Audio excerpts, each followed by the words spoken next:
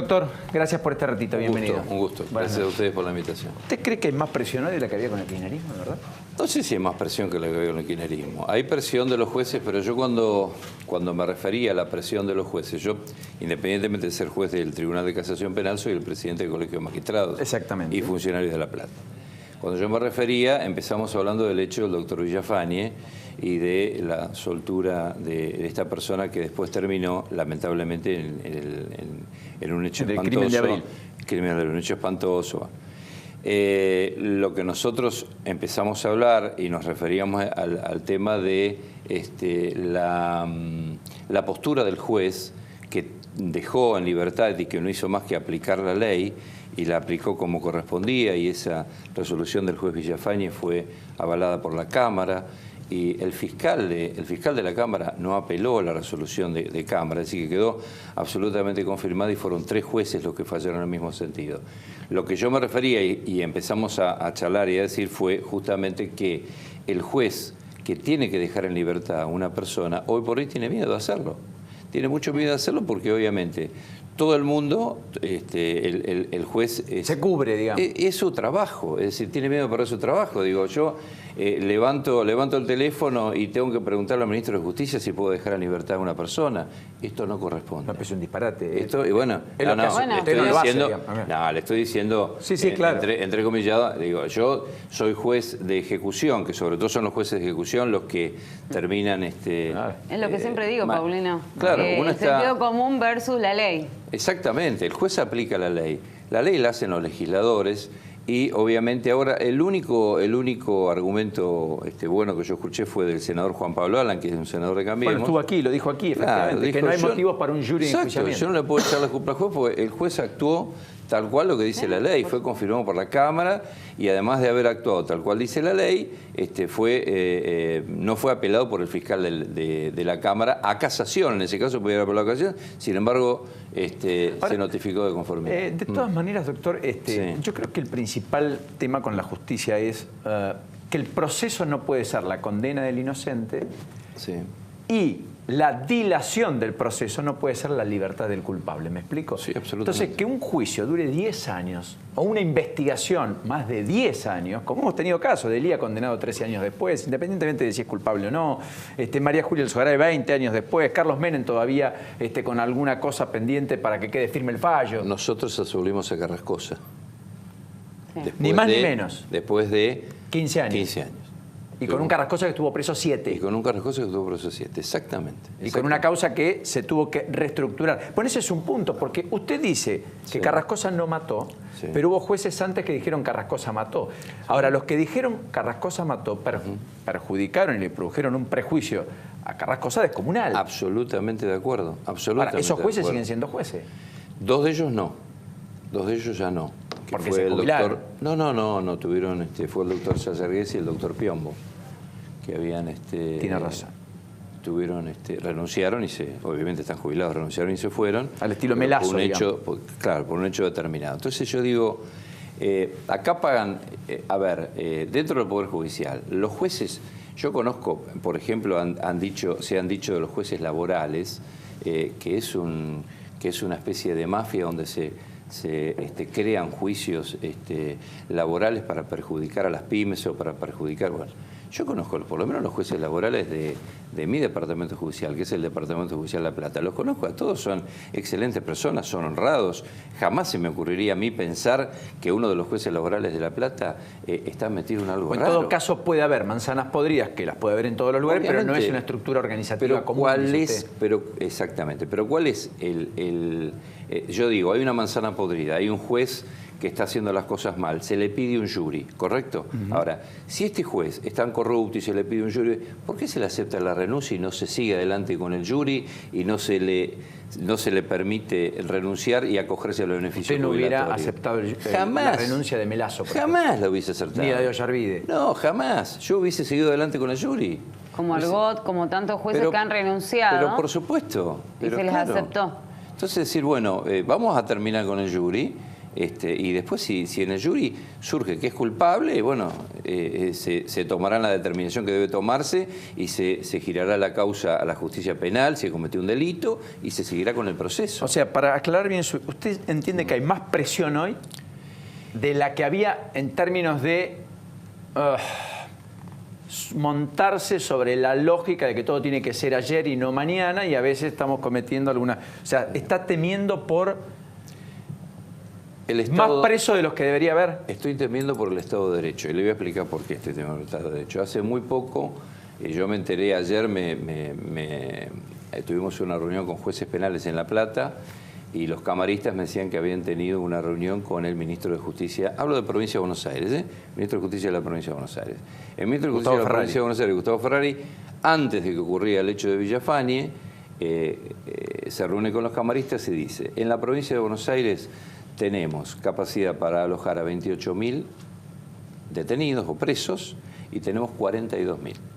Yo les pido, por favor, que empiecen a utilizar las pulseritas y empiecen a sacar a la gente con pulseras. Entonces, yo digo, si el ministro de Justicia nos dice que tenemos que sacar a la gente con pulsera porque no les alcanza, no tienen lugar en las cárceles estarán superpobladas, al otro día se presenta un juez, que obviamente el juez cuando libera en base a derecho y no tiene la bola de cristal para saber que esa persona iba a hacer lo que hizo. Esa persona estaba a 6 meses de recuperar la libertad por vencimiento de pena. Además hay que plantearse algo distinto, que es qué pasa en el servicio penitenciario para que esa persona 6 meses antes o 6 meses después, cuando en algún momento sale, porque eso es lo que sucede, reincida. Sí, exactamente. Es que ahí tenés el problema del sistema carcelario. Doctor? ¿Cuál es la solución? Y la solución es, primero, debe partir del servicio penitenciario, que debe hacer, dentro del servicio penitenciario, se debe dar a la persona que está en el servicio penitenciario, hacerlo estudiar, aprender un oficio, trabajar como tienen que trabajar, porque están, lo dije yo en el programa, la cárcel es un aguantadero de gente, meten a todos ahí, los aguantan ahí hasta que se termine la pena o estén en condiciones de recuperar su libertad por alguna salida anticipada, y esta persona no hace nada, está pensando qué es lo que va a hacer cuando salga. ¿Sí? Y cuando sale, lamentablemente, no tiene nada, porque no tiene oficio, no tiene profesión, no ha estudiado, no ha aprovechado el tiempo que estuvo en el servicio penitenciario, y lo único que sabe, vuelve a hacer lo único que supo hacer siempre. Entonces faltan cárceles. Se profesionalizó en el delito, digamos. Claro. Exacto. Faltan cárceles, falta cupo. Yo digo que es una postura personal que yo tengo, ¿no? Una idea personal. Yo en su momento, hace muchos años, le levé un proyecto al ministro de Justicia, creo que fue cuando estaba Felipe Solá de gobernador, de crear... no, el ministro de Justicia, creo que era el doctor Di Rocco. Di Rocco, creo que era el doctor Di Rocco, sí.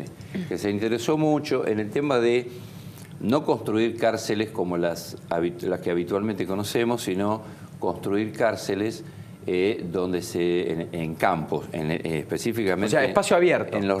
Claro, en espacios rurales, donde se les pueda enseñar a la gente a cosechar, a sembrar, agricultura, a criar ganado, por una serie de cosas... Rediseñar el concepto de cárcel de hoy. Rediseñar el concepto de cárcel, exactamente. Esa es la postura que yo tengo.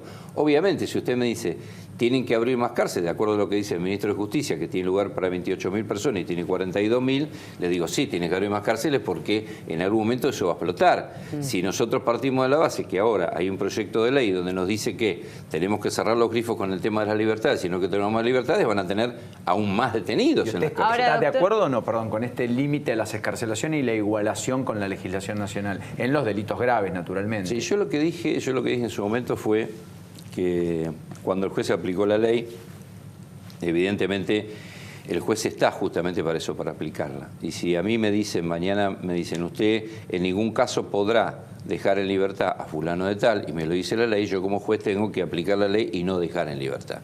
Yo creo que el hecho, como lo que me preguntó su compañero, el hecho de no dejar en libertad no soluciona el problema. El problema tenemos que trabajar todos para darle una solución en conjunto, Creo que no tenemos que tirarnos piedras unos a otros, es decir, la culpa la tiene el Ejecutivo, la culpa la tiene el Poder Judicial, la culpa la tiene... Por la complejidad, por lo multicausal del fenómeno de Ahora, inseguridad. doctor, en el caso de los menores, ¿usted qué piensa? ¿De un régimen penal juvenil que baje la edad de imputabilidad? A los 14. Yo no estoy de acuerdo con que se baje la edad de imputabilidad porque en realidad lo que hace... Yo fui muchos años, antes de ser juez, fui muchos años fiscal, fui defensor, o sea que lo que yo entiendo es que es el mayor quien se aprovecha del menor para cometer un hecho ilícito y sabiendo que el menor es inimputable. En este caso va a pasar lo mismo. Si nosotros bajamos las edades de imputabilidad, el mayor o el menor puber se va a aprovechar de la baja de la imputabilidad y va a llevar chicos más chiquitos a delinquir.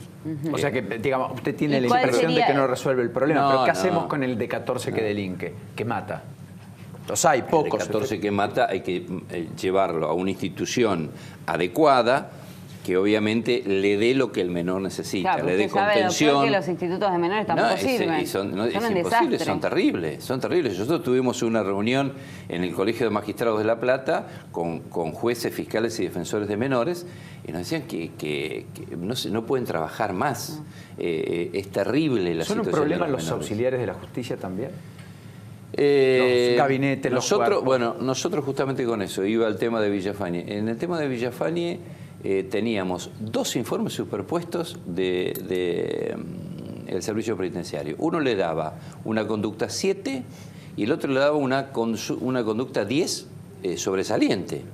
Entonces, obviamente el último informe que tenía esta persona era de conducta 10. Tenía un informe criminológico que decía que esta persona no podía salir o no podía irse en libertad, pero ¿por qué? No porque fuera peligrosa, no podía salir porque no habían tenido tiempo para evaluarlo en ese lugar, entonces como no lo habían podido evaluar, aconsejaban que no saliera. Pero todos los demás parámetros, el temporal, eran válidos para que pudiera salir esta persona. Entonces, para evitar, hay mucha gente, muchos rumores, muchas cosas que se dicen y que se maneja en el ambiente judicial, de que los informes del servicio se compran y se vendan, se copian y se pegan. Claro, bueno, entonces usted sabe también que dicen que se compran o venden fallos, etc. Pues, obviamente, no tengo ninguna duda que sí, lo dicen y no pongo la mano en el fuego por nadie, está claro. Pero pero tiene a Freiler intentando justificar lo que no puede, digamos. Sí, yo no conozco el tema Freire, no lo conozco en profundidad, no sé qué es lo que tiene. La casa no solo tiene. ya habla por sí misma. Sí, no. Trato de entiendo, pero no, quiero decir. No sé, la verdad que no. No opina tengo. algo que no conoce, está bien. Claro. No, está ajustado a derecho. Claro, pero digo, estaba hablando de... Se me fue la idea Lo que iba a distraje. decir. Estaba hablando de que muchas veces se dice que no hay profesionalismo y que cosa que se Claro, compran bueno, eso justamente tuvimos de informes de gabinetes. Exacto. Para evitar estos informes, nosotros tuvimos una reunión con los jueces penales de La Plata, camaristas de La Plata, y lo que se propone es pedirle a la Corte que la Corte establezca, todavía no lo hemos hecho, vamos a pedir próximamente en audiencia con la Suprema Corte de Justicia de la provincia, que la Corte establezca un grupo especializado de gente, ya sean peritos o como el cuerpo de peritos médicos forenses a nivel nacional. Exactamente. Y que sean ese cuerpo de la Corte el que le dé a los jueces el informe de los detenidos, a ver si pueden salir o no pueden salir. De manera de tener una transparencia total. Exactamente. Que es lo que no tengamos dudas de esto. ¿Los juzgados de paz son un problema? No, en absoluto. No, digo porque atienden desde el conflicto rural pasando por el conflicto familiar. Son hombres orquesta, digamos. Son hombres orquesta. Si no son 10 puntos, si son 5, tenemos un problema judicial enorme. Tenemos un problema, pero no, anda muy bien en la provincia de Buenos Aires. Un gusto grande. Gracias por este ratito en la noche. Muy generoso y muy gentil.